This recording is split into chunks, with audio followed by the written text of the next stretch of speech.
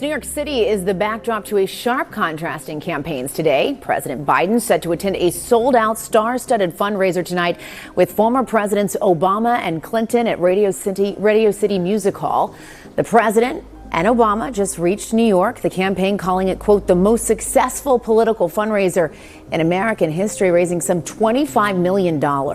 Meantime, Donald Trump will attend the wake of a fallen New York City police officer, Jonathan Diller, who was gunned down during a traffic stop 3 days ago.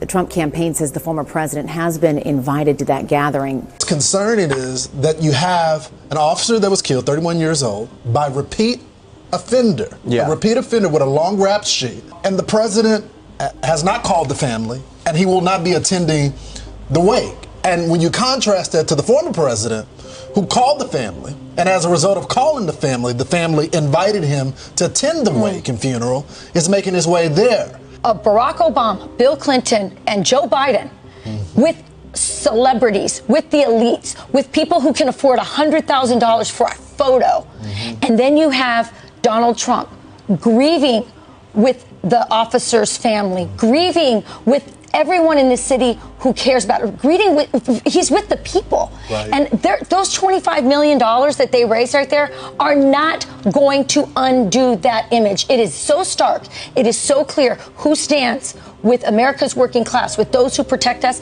and who stands with the elites. You don't need a statement on that. You don't need a statement, Lawrence.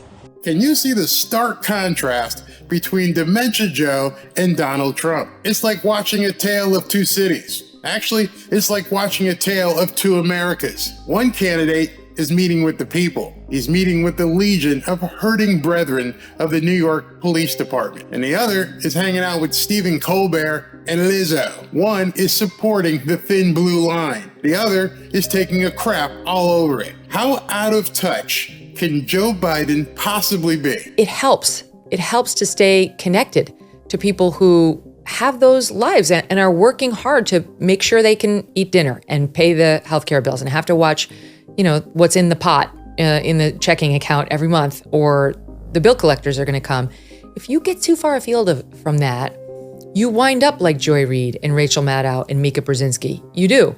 You live your life as Mika and Joe do in New Canaan, Connecticut, and you're surrounded only by the most fabulous.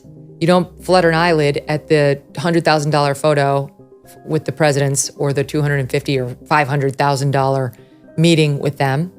And you forget what's actually bothering people. You obsess over things like skin color, gender, climate, right? You obsess over it, and then you don't understand anybody who disagrees. It's sad. The Biden campaign is bragging all over television, all over social media, that they're raising $25 or $30 million tonight with this huge fundraiser at Radio City Music Hall in New York City. And meanwhile, Donald Trump is out there helping the widow of Jonathan Diller pay off her mortgage. Are you kidding me? Can the Biden campaign really be this obtuse? Listen to this load of crap of BS by Raggedy Ann. As it relates to the death of the officer, The officer? Say his name.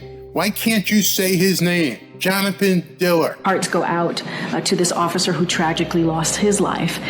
He didn't lose his life. He was killed by a New York nut job that your policies have let on the street 21 times after being arrested. Line of duty. We're also praying for his family during this difficult time, who now has an empty seat at their dinner table. Talking about the dinner table that has been costing his family much more since you guys have been in office. And Biden is deeply grateful for the sacrifices police officers make to keep our community safe. This shooting is yet another painful reminder of the toll of gun violence, what it's doing to inflict on families in our communities, in our nation. And that's why the president signed more than 24 executive actions. Gun violence? Did you really get up in front of an audience of reporters and say that Jonathan Diller was killed because of gun violence? The gun somehow jumped out, shot Jonathan Diller, but it wasn't the career criminal that kept going on the street because of your policies. You are absolutely kidding me. You are obtuse beyond comprehension. It's just amazing to me that she couldn't even say his name. Obviously, she had it in her notes. And let me ask you a question. The last time you've had to basically console somebody or comfort somebody, did you have to pick up a notepad and read it? You know, I'm really sorry what's happened to your family, and I wish you prayers and condolences. Or can you look right at somebody and say, I feel for you. I am so sorry. If there's anything I can do, you please let me know. You shouldn't be going through this alone. I'm heartbroken because of your loss. And anything you need, you make sure you get a hold of me. I didn't need a script. I didn't need a note card.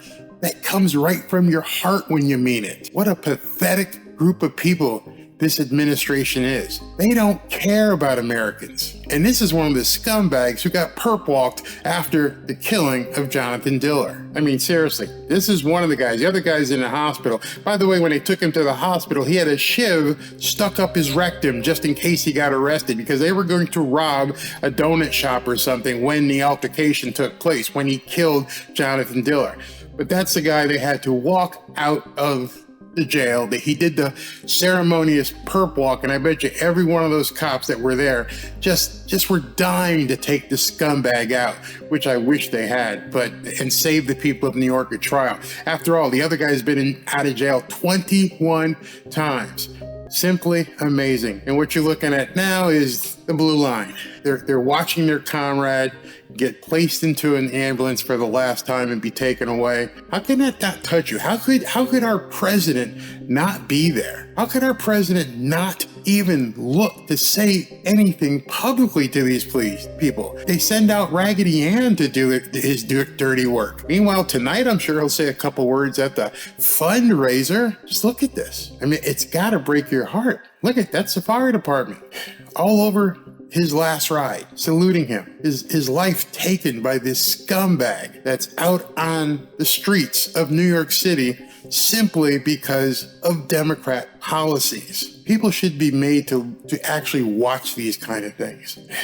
It's just definitely heartbreaking. Hundreds and hundreds of police officers from across the country showed up to say, we are here. We are part of the thin blue line. We're here to stand behind our brothers. Our president didn't show up. Our real president did, but Biden never showed up. Still hadn't said a word. This is them bringing the body to the wake today. Just so sad. Just so sad. And understanding that Biden was in town. He was there for a fundraiser, not to console any police officers. Absolutely pathetic. I wanted to show this to you guys and hopefully you feel some empathy for what's going on with the New York City and the police officers of New York City and the fire department of New York City, and how they've been abandoned by the political system and the government of New York. There he is. He's gone. Absolutely gone. Didn't have to happen. Unnecessary, except for the policies of this administration and all of the liberal nuts who allow this crap to continue on and on and on. Enough is enough. Enough is enough. We're losing this country because of this shit. People have got to get together. They've got to unify and understand. We can't take this shit anymore. No more. No more of the illegals hurting people in subways. No more of the people punching people on the street in New York, just punching women in their face. Enough is enough. Put the genie back in a bottle. Cram that genie back in a bottle. We have got to do this. Unfortunately, Joe Biden isn't that guy to help us get there. We're on our own for the most part. All of these officers having to deal with this nonsense and then have to basically walk away from here and go back to work and do it all over again. This is Donald Trump heading into the wake. I'll get to that in a second. But, at some point, you guys have to feel, I'm sure there's so many of you that feel like, hey, man, this is insane. This is insane what's going on in this country. We've got people talking about how they're going to squat in your home, how they're going to punch you in the face, how they're going to do all kinds of different things, how the Baltimore mayor went out there and said his position in life is to make white people afraid.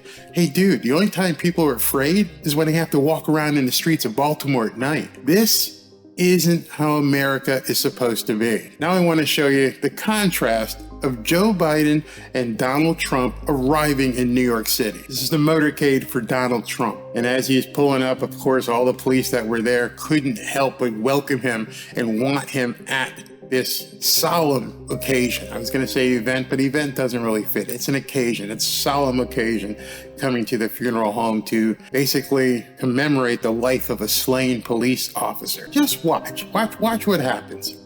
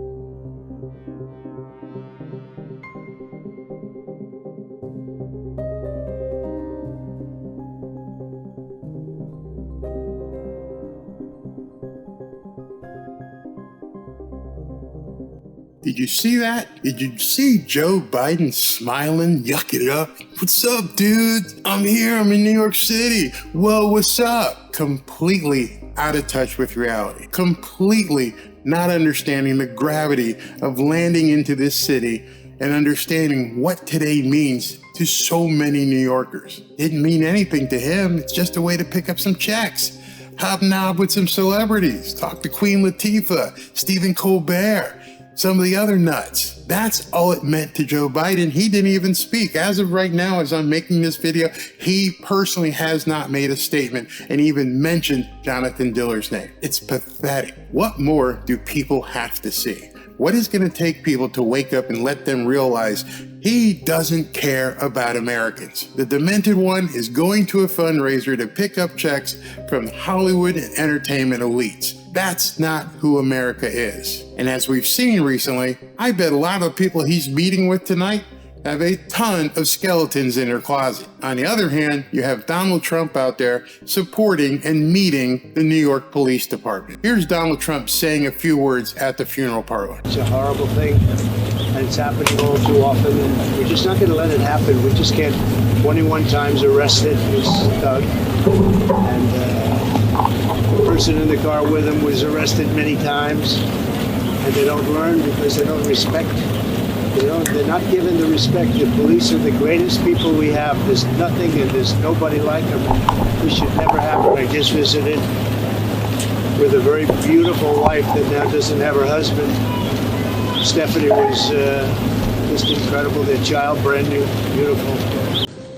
Baby, sitting there innocent as can be, and doesn't know how his life has been changed. But the Diller family will... You'll never be the same. You can never be the same. And we have to stop it. We have to stop it. We have to get back to law and order. We have to do a lot of things differently because this is not working. This is happening too often. It's an honor to be here. And again, I want to just thank all of you folks for allowing this. And Bruce, thank you. Bruce has been a friend of mine for a long time. He's done an incredible job out here. But this is such a sad occasion. The only thing we can say is maybe something is going to be learned. We've got to toughen it up. We've got to strengthen it up. This should never be allowed. Things like this shouldn't take place, and to take place so often. So thank you all for being here. It's an honor, and it's an honor for me to be here. This is a great family, the Diller family. I met the friends, and I met every one of them inside, and these are just incredible people that are just devastated. They're devastated. They've got a tough road. It's going to be a very tough road. So thank you very much, everybody. Appreciate it. Thank you. Unbelievable. Simply unbelievable. Makes me sick to my stomach to see demented Joe heading to New York to hobnob with the elites while Mr. Trump, former President Trump, my President Trump, is there to console the New York Police Department. God bless Officer Diller's wife and his family. God bless the men in blue in New York City. And God bless America if we have to keep going through this stuff. Our president, our current president, has sold us out, and he doesn't even seem to care. Let me know what you think about this. I'm embarrassed to have this guy as our president, but what he did today makes me actually angry. We are all in harm's way because of his policies, and our government and his administration don't give a shit, and they're not even doing anything to protect us. Thank God I live in the free state of Florida, and may God be with the family of Officer Jonathan Diller and the rest of the New York Police Department.